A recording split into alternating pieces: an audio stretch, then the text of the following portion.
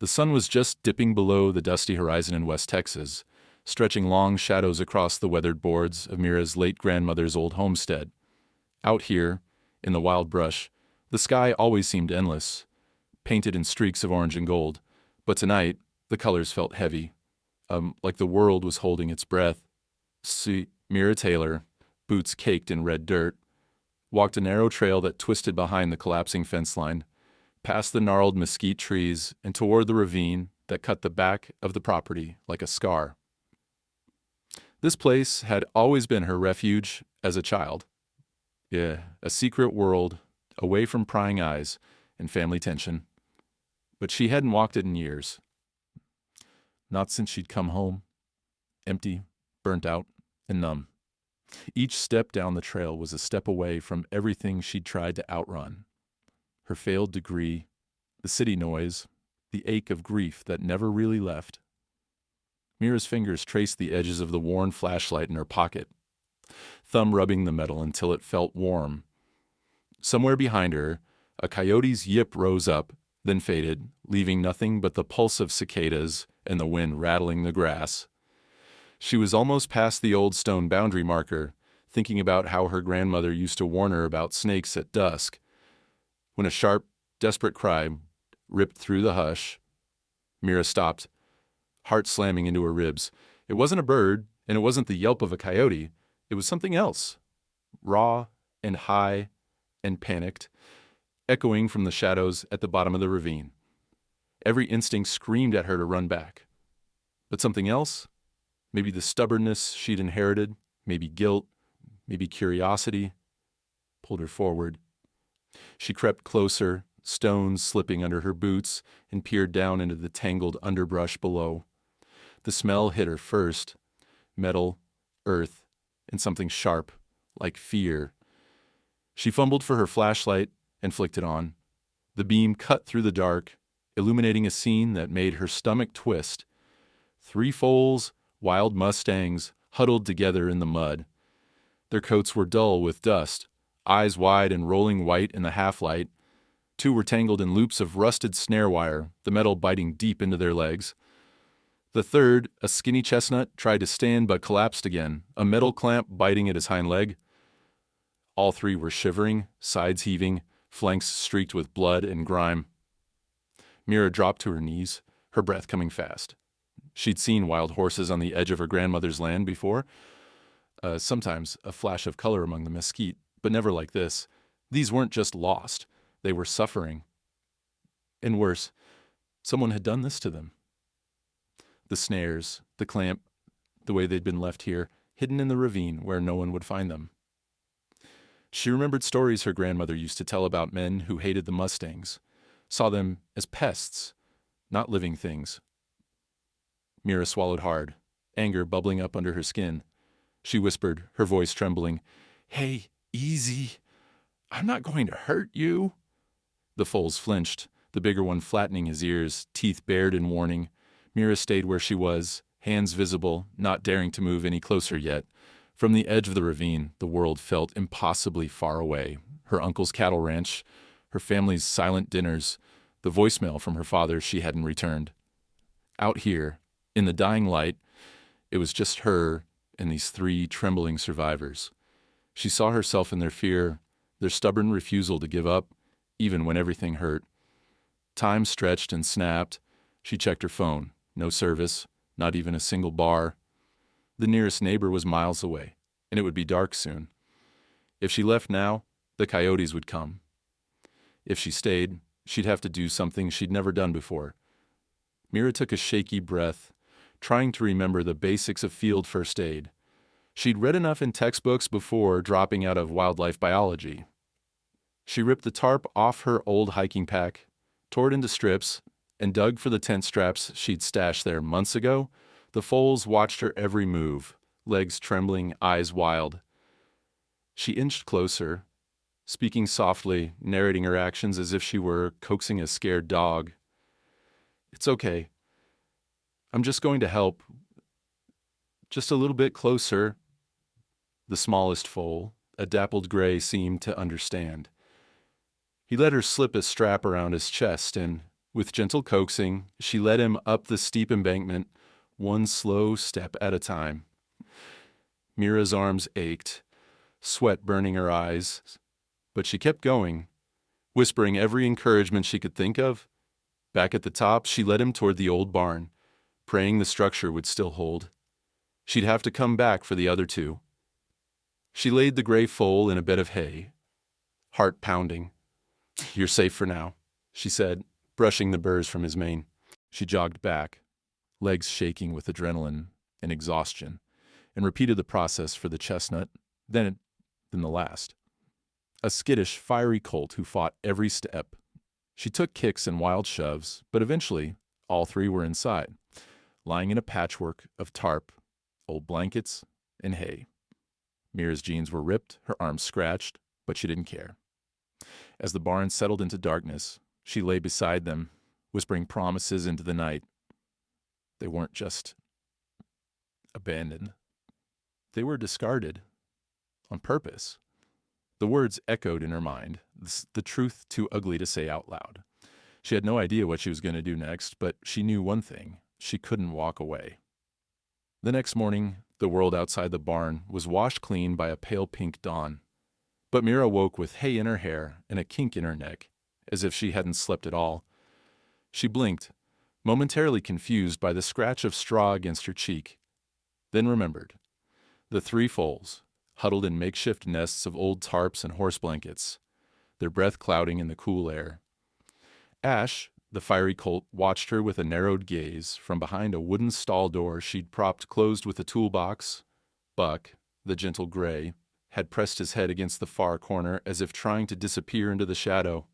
Sage, the smallest, stood on trembling legs, ears flicking with every sound. Mira sat up slowly, her muscles sore from the previous night's rescue. She glanced at her hands, scratched and stained with dirt. For a moment, she let herself wonder if she was dreaming. But the sound of Ash pawing at the stall door snapped her back to reality. She dragged herself to her feet, brushing hay from her sweatshirt, and opened the barn doors a crack, letting in the morning light. The land beyond the barn was rough and unkempt. The old paddock fences sagged, choked with tumbleweed and barbed wire that her uncle had promised to mend, but never did. Wild sunflowers pressed against the boards. Mira's grandmother's house, set back from the barn, still bore the faded blue paint she remembered from childhood, but now the porch sagged and the windows were fogged with dust. For a moment, Mira just stood there, the warm light on her face, listening to the familiar sounds, the chirr of insects, the far-off rumble of cattle trucks on the main road, the restless stamp of hooves behind her. She'd left this place when she was 18, determined to chase something bigger, something with a purpose. She'd thought that studying wildlife biology would bring her closer to the natural world she'd always loved, but instead, she'd found herself drowning in the grind. Deadlines, professors who saw her as a number, the crushing weight of debt, and the constant ache of not quite belonging. Then her grandmother died, and it was like the last thread holding her together snapped. Coming home hadn't been part of the plan. She'd drifted back to Texas in a fog, bringing only what fit in her battered Honda and a head full of unfinished dreams. Her father hadn't spoken to her since she dropped out. Not really. He left terse voicemails, reminders about the property taxes and the state of the roof, as if listing chores could fill the growing silence between them. Mira tried not to think about him, about the last argument they'd had, voices raised in the kitchen until her grandmother had stepped in, a trembling hand on Mira's shoulder. She walked to the edge of the barn and glanced back at the foals. There was something stubborn in the way Ash glared at her, as if he blamed her for everything. Mira almost laughed. She knew that look. She'd worn it herself, every time someone tried to tell her what her life should be. Her phone buzzed. She checked the cracked screen, no signal, but a notification glowed, a reminder from her calendar. It was for a video call with her old project advisor, the one she hadn't spoken to in months. She deleted it without a second thought. She'd never felt more disconnected from her family, especially her Uncle Jerry, who ran cattle on the neighboring land. As a child, she'd idolized him, He was the one who taught her to ride, to mend a fence, to read the signs in the dust.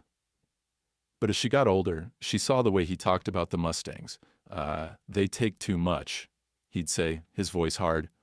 The land can't support 'em. They're not meant to be here. Mira learned quickly that there were things you couldn't say around him, questions you couldn't ask, feelings you couldn't show. It was different with her grandmother. The old woman kept a jar of sugar cubes on the windowsill, always ready for a stray horse or a visiting child. She listened, really listened, to Mira's rambling stories about birds and bugs and dreams of traveling the world. Now, with her gone, the house felt emptier than ever, and Mira felt like a ghost wandering through her own childhood. She hadn't spoken to her father in 2 years, not since the night she packed her car and drove off, the two of them shouting over the sound of cicadas. He never understood why she cared so much about animals, why she wouldn't just settle down and take a real job. Mira tried to swallow the bitterness, but it stuck in her throat. She turned back to the Foals, determined to focus on the task at hand. The barn was full of memories. Her grandfather's old saddles, the dusty barrels her cousin Derek used for roping practice, and boxes of tools left untouched for years. She found a cracked bucket and filled it with water from the spigot, offering it to Buck, who sniffed at it suspiciously before drinking in slow, careful gulps. Mira crouched beside Sage, who trembled but didn't flinch when she reached out. "You're safe here," she murmured, though she wasn't sure she believed it herself. There was a knock at the barn door, loud, impatient. Mira jumped, her heart in her throat. It was, her uncle, standing in the doorway with his thumbs hooked in his belt. He looked from the Foals to Mira. His eyes narrowed. "What's all this?" he asked, as if she'd dragged in trouble on purpose. Mira straightened, lifting her chin. "Found them last night. Somebody left them in the ravine. Cotton wire. Couldn't just leave them." Her uncle sighed, looking at the Foals as if they were a problem he couldn't quite solve. "You know these wild horses, Mira. They're nothing but trouble. Cost this county more than they're worth. You should have called animal control." Mira's jaw tightened. Animal control would have put them down, Jerry. They deserve a chance. He shook his head, muttering something about bleeding hearts. "I've got cattle to look after," he said, already turning away. "You just be careful. Some folks around here don't like meddling." She watched him go, feeling the old distance settle between them like dust.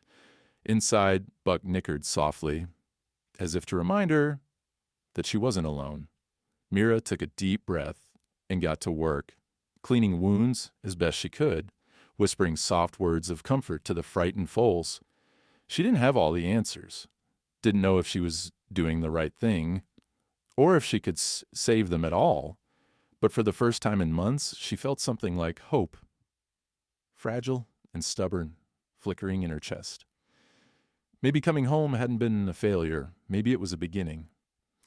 Underscore, underscore, underscore, underscore, underscore, underscore, underscore, underscore, underscore, underscore, underscore, underscore, underscore, underscore, underscore, underscore. Mira's second night home was spent in a tangle of exhaustion and adrenaline. As darkness swallowed the Texas horizon, she found herself darting between the barn and the dim kitchen, scavenging for anything that could be used as a bandage, a splint, or even a makeshift harness. The reality of what she'd taken on pressed down on her like the summer heat. 3 wild foals, each traumatized in their own way, stranded and broken in the care of someone barely keeping herself together. She rummaged through a dusty trunk beneath the stairs and found an old tent with fraying straps. With her pocket knife, she sliced away what she needed, looping the fabric until she'd created a harness strong enough to support each foal's fragile weight. She cut a blue tarp into rough strips, twisting them into ropes. Her hands moved on their own, muscle memory guiding her from a time when she'd patched up hurt strays and mended fences with her grandmother.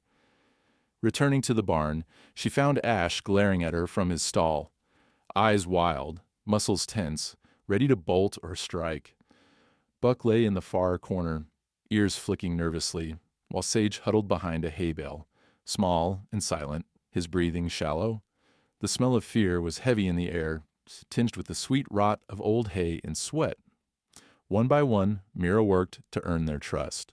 She crouched low, speaking softly, letting them see the harness in her hands before moving any closer. Buck was the first to relent, eyes wide and gentle. He let her slip the strap over his neck, the buckle clinking softly in the quiet.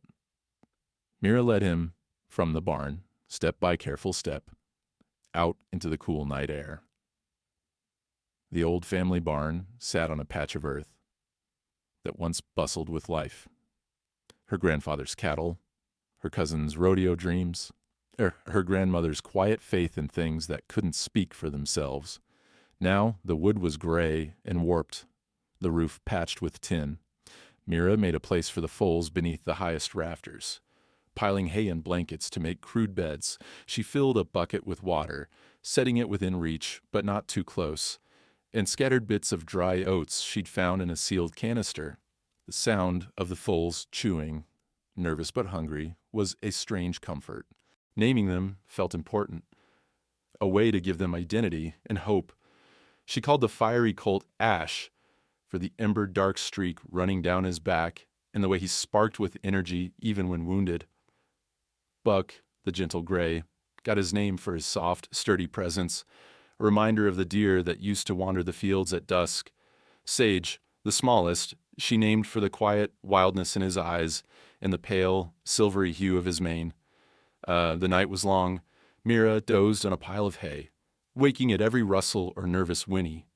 Sometimes the foals panicked, eyes rolling white, muscles tensing for flight. Mira kept her voice low, telling them stories she remembered from childhood, about the land, the stars, the first wild horses her grandmother had ever seen running free across the plains. She whispered promises that she wouldn't let anyone hurt them, that they'd be safe here, even if she had to stand between them and the world. But there were moments when fear seeped in, her own, raw and unfiltered. What if she wasn't enough? What if the wounds grew infected, or the foals refused to eat, or someone came looking for them? In the flickering lamplight, every shadow seemed to move. Her mind conjured images of her uncle, furious, or the faceless men who'd set the snares in the first place. Yet, as dawn crept across the horizon, Mira found herself dozing beside the foals, their breath warm on her face. She woke to Buck gently nudging her arm, his eyes soft. Sage had curled against her side, the trust of the most fragile among them somehow easing her fears. As the morning sun poured through the cracks in the barn walls, Mira sat with her back against a stack of old feed sacks, watching the foals explore their new refuge. Ash tested the limits of his stall, ears flicking at every sound, hooves pawing the dirt, while Buck and Sage tentatively explored the space, nosing the corners, sniffing the air. The barn, for so long a monument to loss, began to feel alive again. Mira remembered the rules her grandmother lived by: feed the hungry, shelter the lost, never turn away a creature in pain. She tried to embody that, fighting the urge to collapse from worry. She refilled the water bucket, crumbled stale bread into the oats, and checked the wounds on each foal. Buck's leg was swollen and hot to the touch. Sage had shallow cuts that wept blood, and Ash flinched at every movement, as if expecting pain. Mira improvised, cleaning wounds with salt water, wrapping what she could with strips of t-shirt, praying infection wouldn't set in. By midday, exhaustion had caught up with her. She sank into the hay once more, fighting sleep, but unable to resist. She dreamed of thunder rolling across the plains, of hooves drumming in the distance, of her grandmother's gentle voice telling her everything would be all right. The afternoon brought fresh anxiety. A pickup rumbled down the distant gravel road, sending up a cloud of dust. Mira froze, heart racing, but the truck turned off toward her uncle's property. She breathed again, tension settling like a stone in her stomach. She knew she couldn't keep the foals hidden forever. Questions would come, maybe from her uncle, maybe from someone worse. Night fell, cool and quiet. Mira curled up between the stalls, a wool blanket over her shoulders. Ash still wouldn't let her near, But he no longer struck at the air, only watched her warily. Buck lay close, eyes heavy. Sage, tiny and silent, slept with his nose tucked beneath his flank. As Mira drifted off, she whispered to them, "You're not alone anymore. I'm here. I'll fight for you." The words felt both like a promise and a prayer, one she wasn't sure she could keep, but she knew she had to try. For the first time in years, the barn felt like home. Thunder cracked above the homestead as dusk deepened, a rumbling so loud the walls of the old barn seemed to tremble. Mira crouched by the far stall, arms braced on her knees, sweat and grime streaking her skin from another day of tending wounds and coaxing food into the fragile foals. Buck and Sage had taken to Mira's presence, the soft cadence of her voice, the slow rhythm of her movements. But Ash was another matter entirely. From the very first moment in the ravine, Ash had refused comfort, fierce and wild, lashing out at anything that moved too quickly or got too close.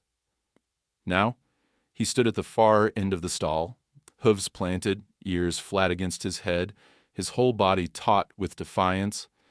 Every attempt Mira made to approach him, every gentle offer of water or grain, was met with pinned ears, a flash of teeth, or a warning kick at the stall door that rattled through the barn. "He's not going to let you in," Mira muttered to herself, slumping against the rough boards.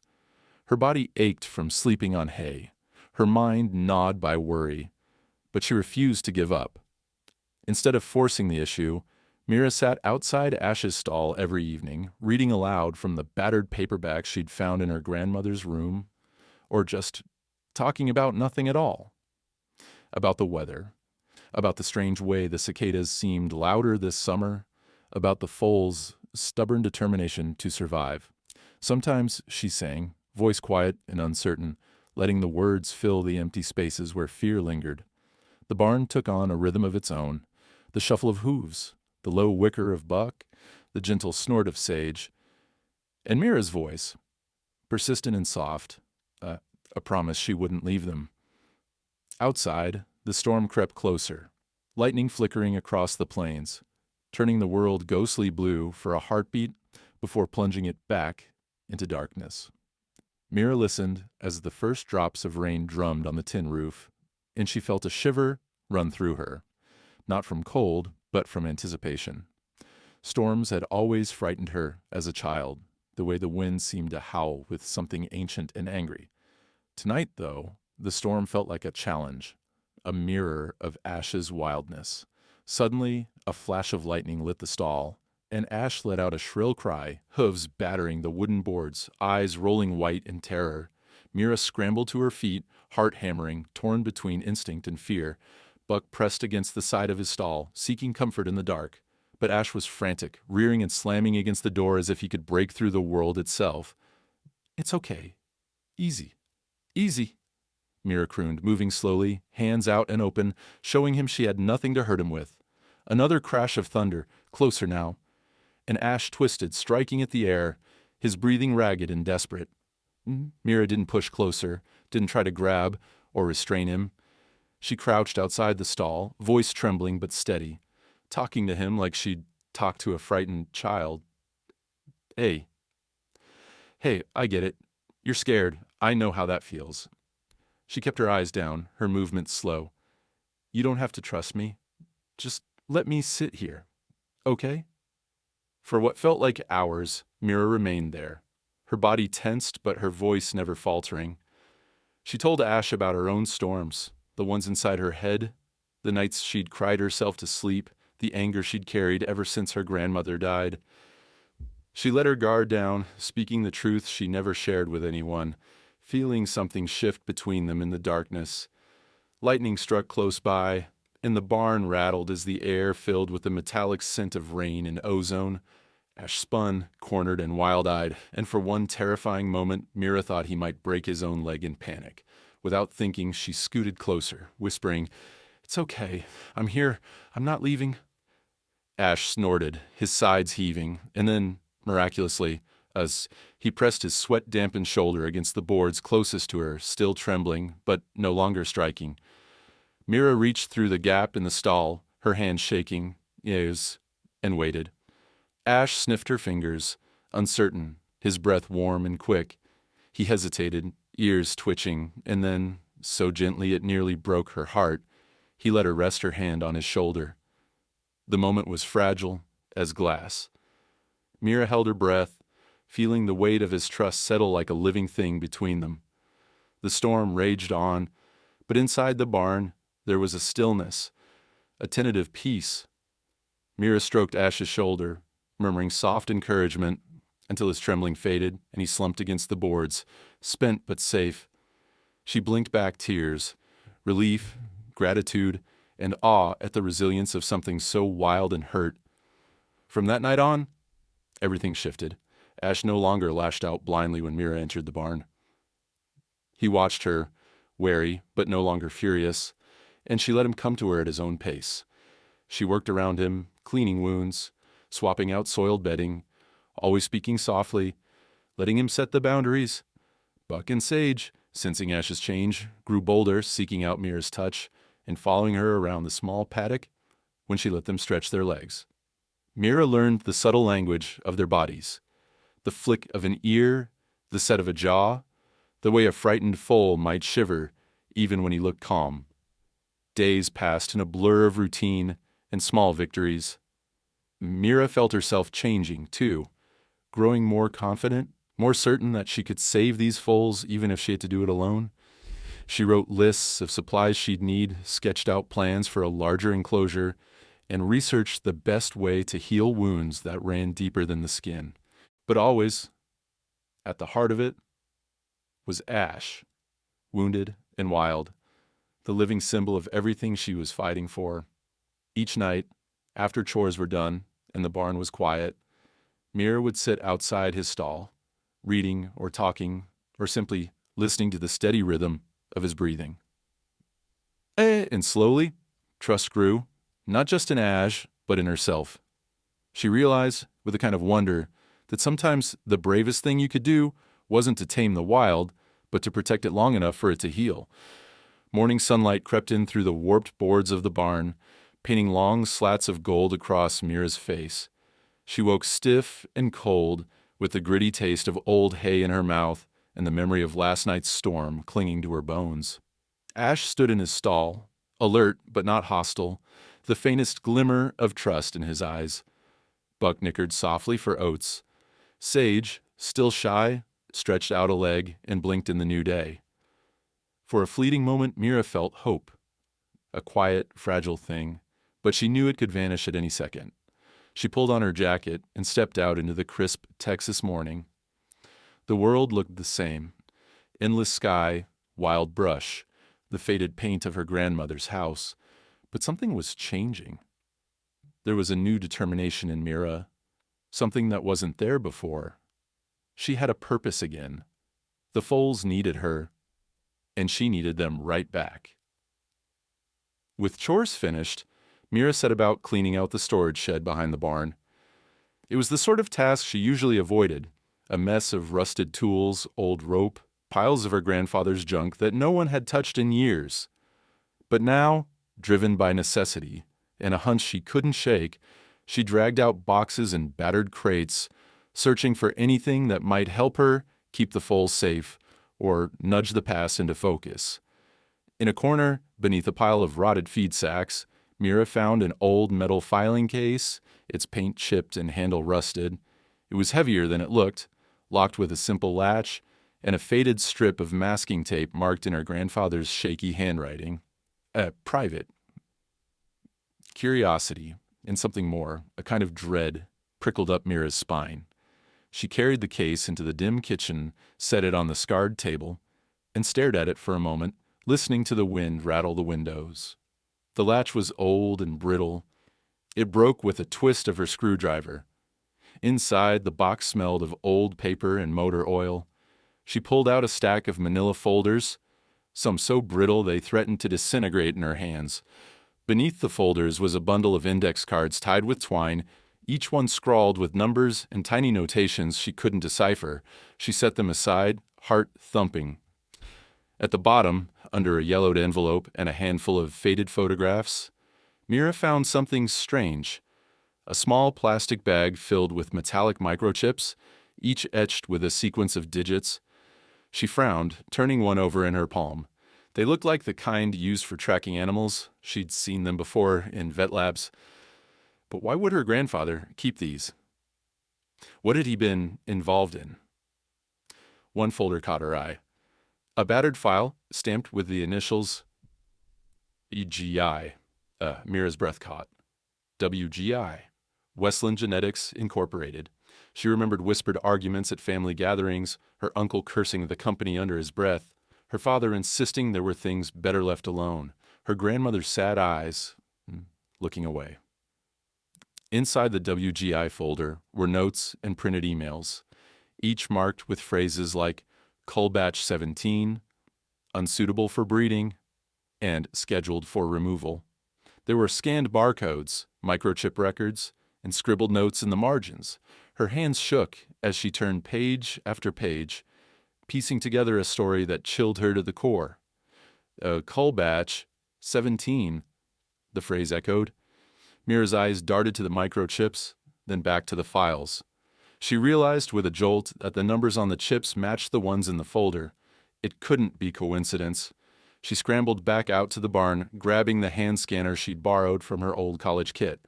Buck stood quietly as she pressed the scanner to his neck, heart pounding. The display flashed.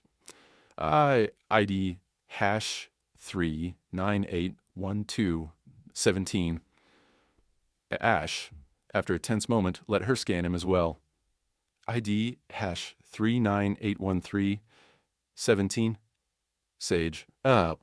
ID hash 3981417. Each tag matched a record in the file. Cull batch 17, scheduled for removal. Mira's vision blurred with anger and horror. These foals hadn't just been abandoned. They'd been earmarked for disposal, hidden away so no one would ask questions. They weren't just left behind, Mira whispered, her voice trembling. They were scheduled to disappear. The files painted a picture of greed and cruelty. WGA, with its gleaming brochures and promises of responsible land management, was running cull programs, removing foals deemed unfit or defective by their genetic standards. Her grandfather, a respected cattleman, had apparently been involved, at least on the fringes. The evidence was right there, in his own handwriting. Mira staggered back, clutching the folder. The barn felt suddenly colder, shadows crawling across the floor. She remembered the men her uncle talked to, the quiet deals, the way everyone in the county seemed to know about cleanups, but no one ever spoke the truth aloud. Guilt knotted in Mira's gut. She thought about her grandmother's gentle hands, the sugar cubes on the windowsill, her insistence that all creatures deserved a chance. What would she say now? Faced with this secret, Mira wanted to cry, to rage, to throw the files into the fire. But she forced herself to keep reading, to understand every detail. There were more names, more records, and more foals, dozens, maybe hundreds, whose only crime was being born different. The files didn't say what happened to all of them, but Mira could guess. The memory of the snares, the clamps, the hidden ravine all made sickening sense now. She looked at Ash, Buck, and Sage. They watched her with wary eyes, as if sensing the storm inside her. Mira realized that saving these three was just the beginning. There was a whole system behind their suffering, and if she walked away now, it would keep happening, over and over. Her hands shook, but her voice was steady as she whispered, I won't let you disappear. That night, Mira sat in the barn, the files spread before her, a plan forming in her mind. She was no longer just a caretaker. She was a witness. And she wouldn't stay silent. She stroked Ash's neck, feeling his heartbeat steady beneath her hand. For the first time, Ash didn't flinch. Instead, he leaned in, the faintest acknowledgement of trust. Two survivors side by side, ready to face whatever came next. The discovery of the locked box left Mira haunted for days. She couldn't shake the feeling that she was being watched. Every time a truck rumbled down the county road or a shadow flickered past the window, her nerves tightened. But fear was nothing compared to her resolve. She couldn't turn back now. The files in her hands were a lifeline, not just for Ash, Buck, and Sage, but for every voiceless animal marked for culling. Still, she knew she couldn't fight alone. And the injuries to the foals were getting worse, especially Buck, whose infected leg was starting to smell sour. Mira's DIY vet skills had hit their limits. She needed help from someone who actually knew what they were doing. There was only one person in the county stubborn and principled enough to go against WGI. Dr. Val Ortiz. Val had been a fixture in West Texas for as long as Mira could remember. Gruff, broad-shouldered, and quick to curse, she was the kind of veterinarian who'd stitch up a stray dog on her lunch break and then rail about politics over a cup of gas station coffee. Years ago, Val had gotten herself blackballed by testifying against WGI in a town hall.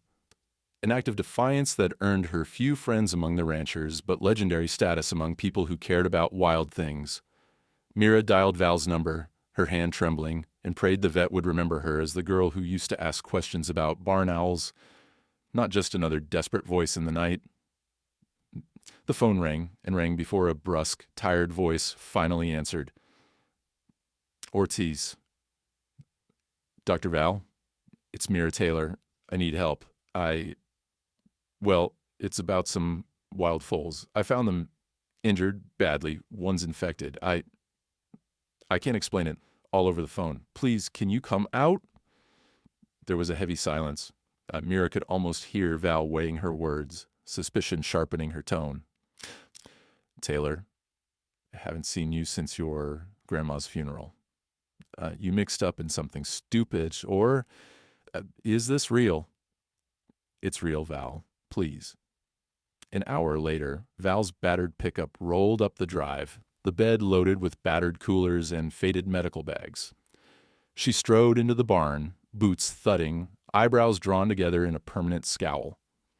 The foals scattered as far as their injuries would let them, but Val's presence was oddly calming.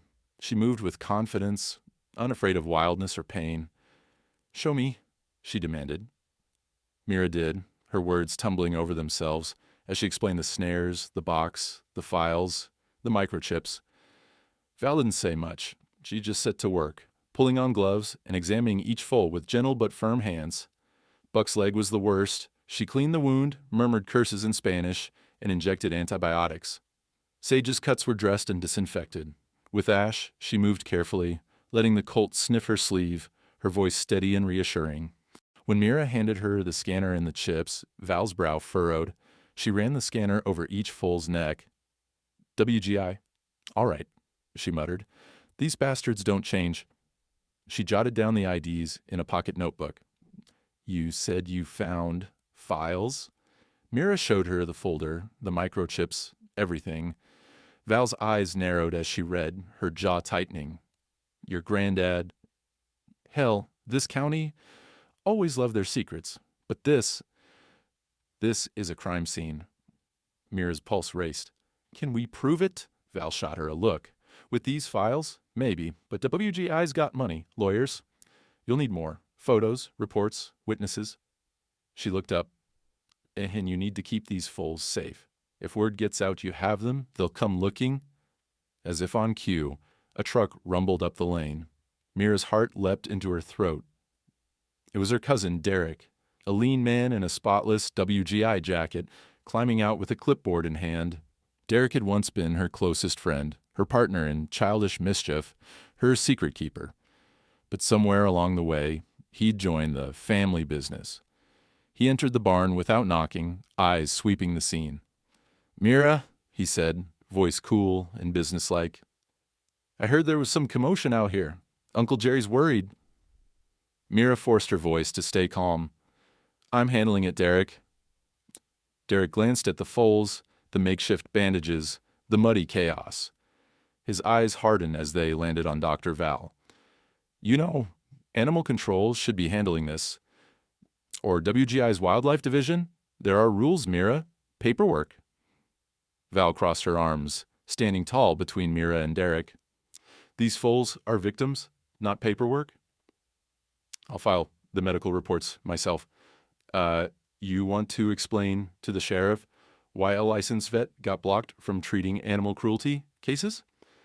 Derek's lips thinned, and for a split second Mira saw the little boy she used to climb trees with. The one who loved wild things, too. But it was gone as quickly as it came. Mira, you don't want to get mixed up in old family business. Let it go. Mira stepped forward, her voice strong despite the fear twisting in her gut. These foals aren't family secrets. They're victims. And if you're involved, Derek, if you knew... He shook his head, cutting her off. You don't know what you're talking about. WGI does what's necessary. The land can't handle wild herds. You're making it worse by meddling. Val snorted. Yeah, and that's what they said about the buffalo, too. How'd that turn out? The silence that followed was heavy with everything unspoken. Derek's jaw clenched. This isn't over, Mira. You're playing with fire. As Derek left, Val laid a firm hand on Mira's shoulder. You did the right thing, kid, but it's going to get harder from here. Keep your head down. Keep those foals alive. Mira nodded, tears burning her eyes. Not from fear, but from a kind of relief. For the first time since the ravine, she had an ally. Someone who saw what she saw. Someone who would stand with her when the reckoning came. That night, after Val left, Mira sat in the barn, listening to the wind and the soft sounds of ash, buck, and sage settling in the straw. She whispered to them, "You're not just secrets. You're not mistakes. You're my family now, and I will fight for you." As the moon rose over the Texas plains, Mira realized she was no longer alone. And that made all the difference. The nights had started to grow colder. Mira felt it in her bones as she lay awake in the old barn, listening for every noise the wind carried. Dr. Val's warning echoed in her mind. Keep the foals alive. Keep your head down. But the files she'd uncovered gnawed at her conscience. She wanted to trust that daylight would protect her, that out here among the stubborn brush and open sky, secrets could stay buried. Still, in her gut, she knew the truth. The moment she found those microchips, she had crossed a line that could not be uncrossed. She took precautions anyway. She moved the WGI folder and the box of microchips to her grandmother's attic, wrapping them in a feed sack, hiding them behind a trunk full of holiday decorations. She set up her old trail camera facing the barn door, camouflaged beneath a pile of tumbleweed, its memory card ready to capture anything out of place. For the foals, she doubled down on security, bolting the stall doors, stacking bales of hay to block prying eyes from the main entrance, and dragging an old metal gate in front of the paddock fence. It wasn't much, but it was all she could do. Still, as the moon rose high one night, cold and merciless, illuminating every corner of the property, Mira found herself too restless to sleep. She tossed in the hayloft, listening to Buck's soft snoring, Sage's occasional nervous whicker, and Ash's ever-watchful shifting. At one point, she sat up, sensing more than hearing a change in the wind. A coyote yipped in the distance. Mira reached for her flashlight, ears straining for the sound that didn't belong. That's when she heard it. A muffled clang. A low, metallic scrape. Not animal, but human. Mira's heart hammered in her chest. She slipped quietly from her blanket and peered down into the barn. Through a gap in the boards, she caught a glimpse of movement by the paddock. A dark figure, hunched low, moving with deliberate caution, a flashlight beam slicing the night. Whoever it was, they were careful. Too careful for a curious neighbor or a ranch hand. This was someone who didn't want to be seen. She crept down the ladder, staying in the deep shadows, and reached for the crowbar she kept hidden behind the tool rack. Her mouth was dry, palms slick. Was it Derek coming to scare her off? Or someone from WGI sent to clean up loose ends? Every step felt impossibly loud, her heart thudding like a war drum. The figure reached the fence and started cutting through the wire, snapping photos with a phone or small camera. Mira ducked behind the feed bin, watching as the intruder slipped through the gap. Making straight for the barn, he paused, clearly startled by the extra bales and new locks. For a moment, he looked up. The pale oval of his face caught in a shaft of moonlight. A stranger, not someone from town. Older, maybe in his 40s, with a narrow build and a hard, hurried way of moving. Ash sensed him first. The wild colt's ears went flat, and he let out a furious scream, slamming his hooves against the stall. The intruder flinched, raising a hand as if to ward off a blow, and snapped another picture. He crept closer, mumbling under his breath. That was when Mira saw her chance. She darted out from behind the bin, crowbar raised. "Hey!" she shouted, voice raw with fear and fury. "Get away from them!" The man froze for a split second, just long enough for Ash, unchained in the chaos of Mira's hasty stall repairs, to seize his moment. The colt reared up and charged, hooves pounding, eyes blazing with righteous rage. The stranger stumbled backward, tripping over the scattered hay and tools, his phone clattering across the floor. Ash lunged, teeth bared, not to bite, but to drive the man toward the open paddock. The stranger scrambled up, cursing, and bolted out the barn door, with Ash at his heels, chasing him into the thick mesquite at the edge of the property. Mira followed as far as the gate, heart in her throat. The man vanished into the brush, but Ash stood at the fence line, nostrils flaring, every muscle quivering. For the first time, Mira saw not just fear, but courage in the colt, a determination to protect his own. She rushed to calm Ash, whispering, "It's okay. You scared him off, buddy. You're safe. I promise." Ash let her touch his muzzle, sides heaving. In that moment, their bond grew stronger, no longer just survivor and rescuer, but true allies against the darkness. Mira quickly secured the barn, double-checking every door and window, her hands shaking. She found the man's phone on the ground, its screen cracked, camera still open to a grainy image of Buck in his stall. She pocketed it, knowing she'd need it for proof. Then she checked the trail camera. The intruder's face, partially obscured by his hat, glared back at her in blurry night vision. Not perfect, but something. She barely slept that night, adrenaline surging through her veins. She emailed the photos to Dr. Val, who responded almost instantly. "Report it. They're watching you. Time to go public." Val's words were blunt, but Mira understood. She couldn't hide forever. If she wanted to save Ash, Buck, Sage, and any other foals at risk, she had to shine a light on everything. By sunrise, Mira had installed 2 more trail cameras around the barn. She drove into town, her hands still shaking, and filed a report at the sheriff's office. She handed over the phone and camera card, describing the break-in in careful, measured detail. The deputy behind the desk, a tired man with suspicion in his eyes, listened but said little. "We'll look into it," he muttered. Mira left feeling both relieved and exposed. Returning home, she called Dr. Val, voice trembling. "They're not just watching, they're coming." "What do I do next?" Val's answer was clear. "If you want the world to know, you'd better get loud. You have evidence now, Mira. People need to see it. I'll back you up, whatever it takes." Mira hung up and gazed at the foals, at Ash's proud stance, at Buck and Sage quietly munching hay. She knew what she had to do. It was no longer just about hiding or surviving. It was about fighting back, with the truth, with her voice, with everything she had.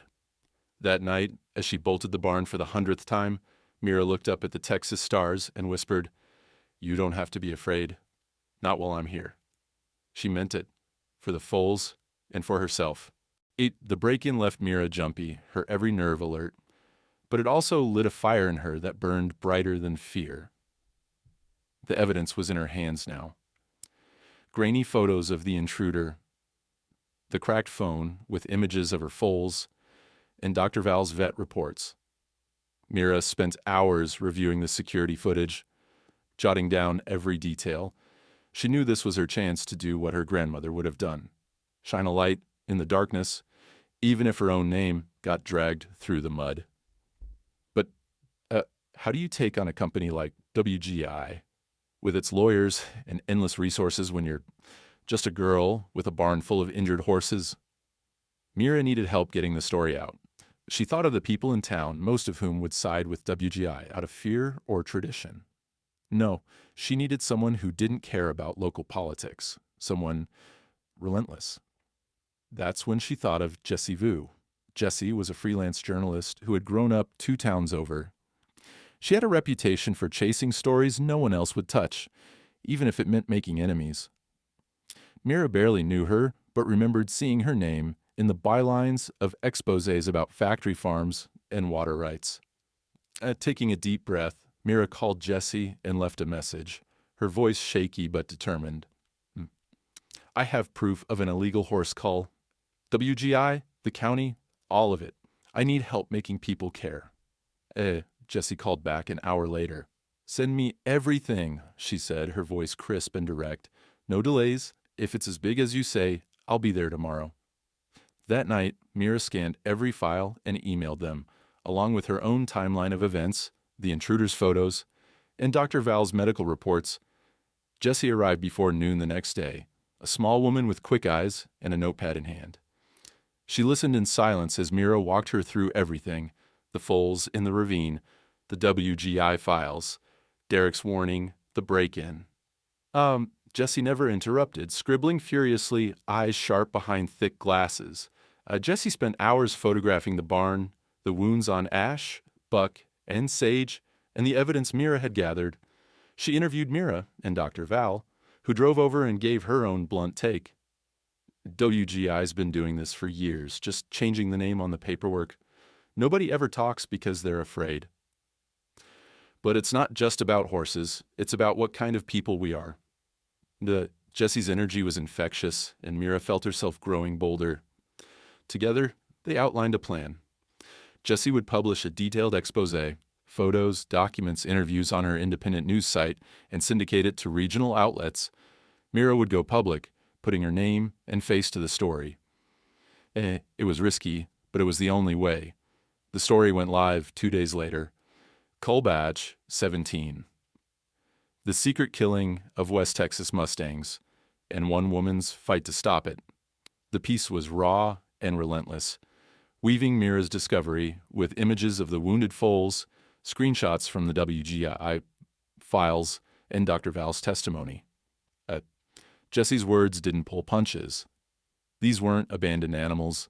They were victims of a system that sees profit in silence.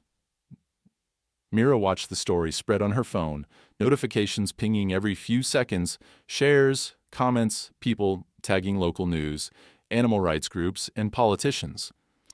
For the first time in years, the little barn on the edge of the county was the center of attention. Reactions were instant and explosive. Social media lit up with outrage and support. Strangers messaged Mira with offers of donations or to foster the foals. Local reporters parked on the gravel drive, eager for interviews. A nearby horse sanctuary, Blue Sky Haven, reached out offering to help transport and rehome Buck and Sage once they were stable. But not everyone was happy. Threatening messages trickled in too, warning Mira to watch her back and stop stirring up trouble. Her Uncle Jerry called and left a voicemail, voice tight with anger. You're making this worse for all of us. Take that story down before you get somebody hurt. Mira felt the pressure, but she refused to back down. She leaned on her new allies, Jessie, Dr. Val, and even a few brave neighbors who dropped off bags of feed and whispered, "We always wondered what really happened to the foals." It was the start of something she'd never imagined. A movement. The more the truth came out, the less alone she felt. But WGI wasn't going to just roll over. 3 days after the story went live, a pair of men in crisp button-down shirts and muddy boots showed up at the barn with an official-looking packet of paperwork. We're here on behalf of Westland Genetics Incorporated, the taller one announced, holding out a folded document. We have a warrant to remove these animals for their own safety and to prevent disease. Mira's stomach twisted. The paper looked legitimate at first glance, stamped with county seals and legal jargon, but her gut screamed it was fake. She stood her ground, refusing to unlock the barn. You'll have to wait for my lawyer and for the sheriff, she said, her voice steady despite her racing pulse. The men pushed, threatening legal action and fines. But just as things grew heated, Dr. Val arrived in her truck, blocking their vehicle. Jessie started filming with her phone, narrating the scene for her followers. Mira kept the Foals calm, her body in the doorway, daring anyone to try and force her aside. The standoff dragged on until a deputy from the sheriff's office, tipped off by Jessie's live feed, pulled up at the gate. He examined the warrant and, after a few tense moments, declared it invalid. The WGI men glared, muttered threats, and finally retreated. But not before Mira caught one last warning look from the taller man. When the dust settled, Mira felt a strange, powerful relief. She was exhausted, yes, but she wasn't beaten. For the first time, she saw Ash watching her not with fear, but with something like pride. She knelt beside him, whispering, "We're not running. Not anymore." As the sun set, Mira stood in the barnyard, phone buzzing with messages from around the country. She looked up at the big, wild Texas sky and realized she'd become part of something bigger than herself. For Ash, Buck, Sage, and all the voiceless, there was finally hope, and she wasn't going to let go. The world seemed to shrink and expand all at once in the days after the failed warrant. News crews came and went, leaving a trail of muddy tire marks and flashes of light in the dusk. Social media raged like wildfire. For every message of support, Mira got another warning or threat. But every time she stepped into the barn, she found a new reason to keep going. Ash's steady gaze, Buck's gentle nudges, Sage's quiet resilience. She had started something she couldn't stop now, not just for them, but for every creature silenced by fear and greed. The pressure built. Dr. Val called daily, checking in, bringing more supplies. Jessie Vu's expose had gone national, picked up by animal welfare groups and even a few politicians looking for a cause. The sheriff's office increased patrols, parking an old squad car at the end of the gravel lane. But still, Mira knew WGI wouldn't give up easily. She kept the files locked in the attic, double-checked the barn doors at night, and slept with her phone clutched in her hand. Then, one afternoon, as a storm brewed on the horizon, the real confrontation arrived. Mira was in the paddock, brushing sage, when two black SUVs rumbled down the drive, dust swirling in their wake. Her heart stuttered. These men didn't look like local ranchers. They wore work shirts, but their boots were too clean, their eyes too cold. One carried a heavy clipboard, the other a camera slung around his neck. Behind them, Derek's truck rolled to a stop. He looked away when Mira caught his eye. The men strode up to the barn, ignoring the squad car at the gate. "We're here for the animals," the leader barked, "by order of Westland Genetics and County Health. These Mustangs are property under investigation." Mira stood in the barn doorway, blocking their path, refusing to flinch even as fear twisted her insides. "You have no right," she replied, keeping her voice strong. "The sheriff has already seen your last fake warrant. You're not taking them." The man's jaw clenched. We have authorization. Move aside." Mira didn't budge. "Show me a court order, or call my lawyer, and until then, you're trespassing." Inside the barn, Ash sensed the tension. He stomped and snorted, pinning his ears, ready to defend his new herd. Buck pressed close behind Mira, as if he could shield her with his presence. Sage cowered, but stood his ground, eyes wide, but unblinking. Derek tried to step forward, voice low. "Mira, don't do this. You can't fight them all." She turned, pain lancing through her chest. "You're right, Derek. I can't fight them all, but I can fight for them. That's enough." Just then, another truck tore up the drive. Jessie's, streaming video, live 200s online. Moments later, Dr. Val pulled in, sliding out with her vet bag. The growing crowd only seemed to make the WGI men more aggressive. One raised a hand, barking orders to his team to start filming and photographing the foals, making a show of evidence gathering. As tension mounted, the air charged with coming rain, the sheriff himself arrived. Calder, a tall, steely man with a slow Texas drawl and the weight of the county on his shoulders. He stepped between Mira and the WGI team, voice calm but firm. "I need to see all paperwork," he said. The WGI men presented another thick file, bristling with seals and signatures. Calder read each page slowly, lips pressed thin. Finally, he looked up.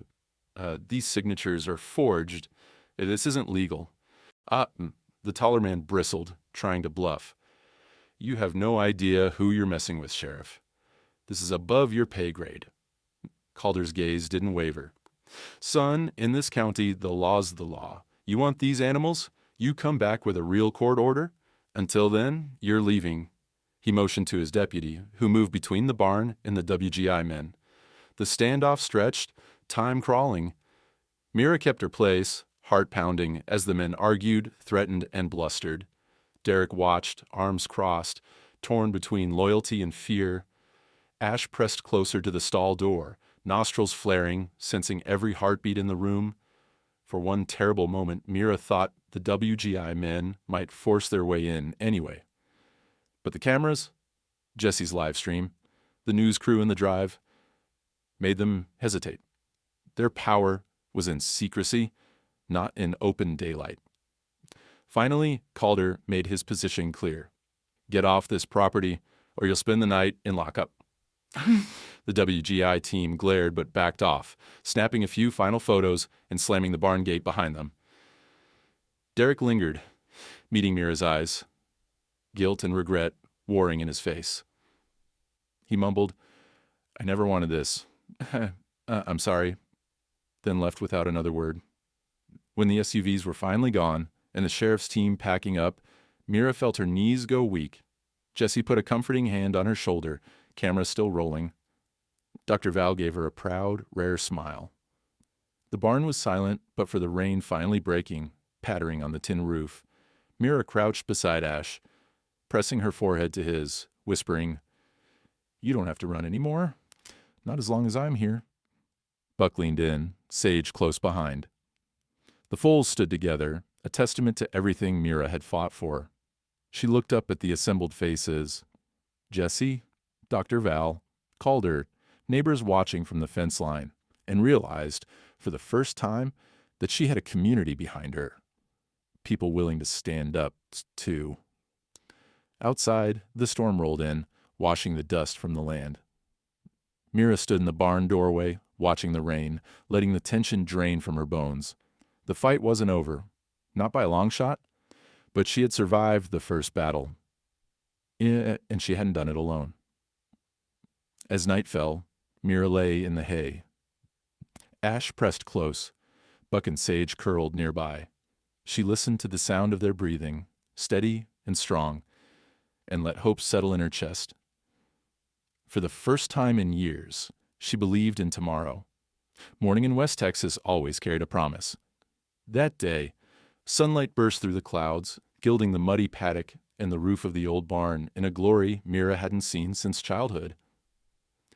After the long, stormy night, the land seemed to breathe again. It was quiet but not empty, filled with the soft wickers of the foals, the scent of clean rain, and the distant laughter of a new day. For Mira, the chaos of the past weeks felt almost dreamlike, but the proof was all around her. Ash, Buck, and Sage stood at the barn gate, alive and well, each marked by the scars of what they'd survived, but alive, in a way that could never be erased. The barn was a different place now, bustling with volunteers from the sanctuary, neighbors who brought fresh feed, and kids peering through the fence in awe. The story had traveled far and wide, and the world had come to her doorstep. Blue Sky Haven, the sanctuary that had reached out after Jesse's story went viral, sent a big rig and a team of gentle, steady-handed handlers. Mira watched, heart in her throat, as they walked Buck into a padded trailer, reassuring him with every step.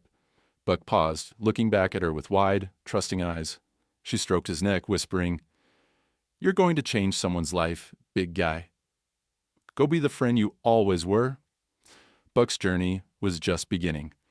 He would become a therapy horse for veterans recovering from trauma, men and women who needed quiet, strength, patience, and the gentleness he'd always carried. The thought filled Mira with bittersweet pride.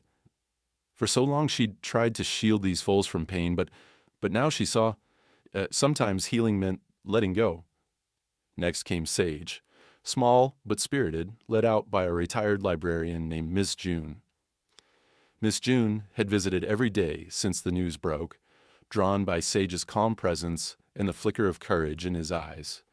She offered him a forever home and a life of peace, her own journey out of the shadows of PISD illuminated by the hope that Sage would bring.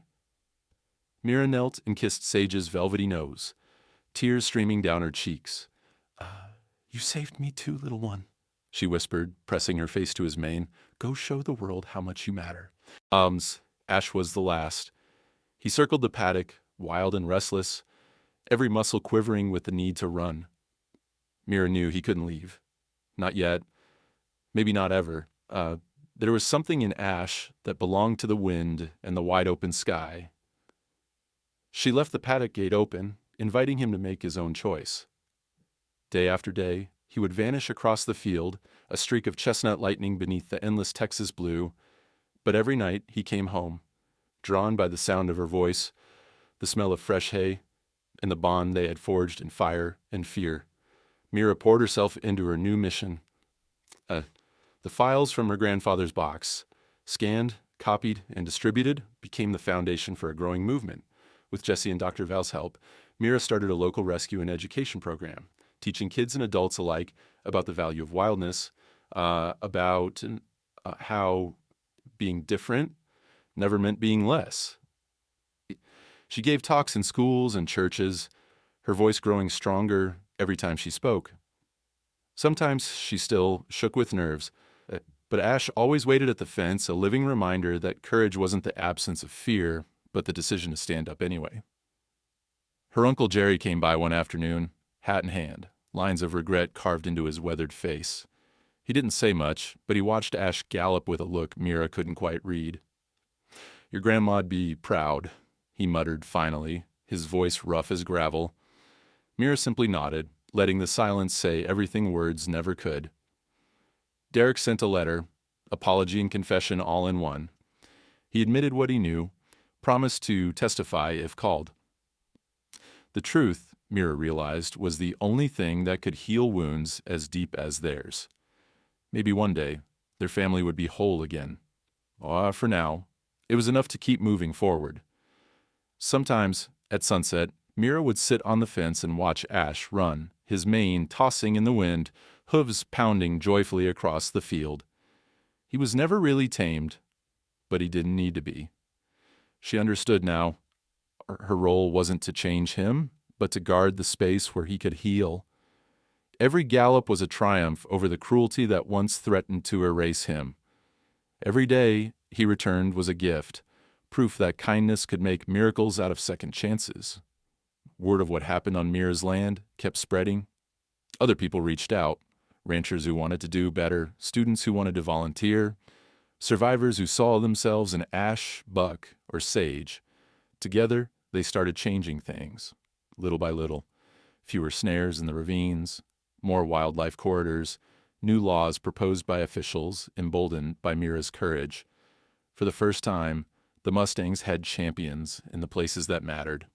In the final days of summer, Mira hosted an open house at the rescue. Kids tumbled through the grass, laughter echoing under the bright sky. Ash watched from the hilltop, nostrils flared, wild and free, but every so often he'd trot down, accepting a gentle touch or a treat before running off again. As evening fell, Mira gathered the group by the paddock. The air was thick with hope, heavy with the scent of new beginnings. She spoke quietly but firmly, her words for the crowd and for herself. Being born different doesn't mean you're worth less. Real strength is what you do when no one's watching, and sometimes you don't need to tame the wild. You just need to protect it long enough to let it heal. The crowd cheered. Phones flashed. Ash reared up on the hill, silhouetted against the last gold of sunset, a symbol of survival, of resilience, of the truth that kindness always has a place, even against the odds. A, as night settled over West Texas, Mira felt something lift from her shoulders. She glanced at Ash, at the empty fields now full of possibility, and knew she'd done what she came home to do. She had given second chances, and in doing so, found her own. Underscore, underscore, underscore, underscore, underscore, underscore, underscore, underscore, underscore, underscore, underscore, underscore, underscore, underscore, underscore, underscore. If you believe second chances shouldn't be earned, they should be given. Share if you know someone who rescued something that ended up rescuing them too. Subscribe for more stories where kindness wins, even against the odds.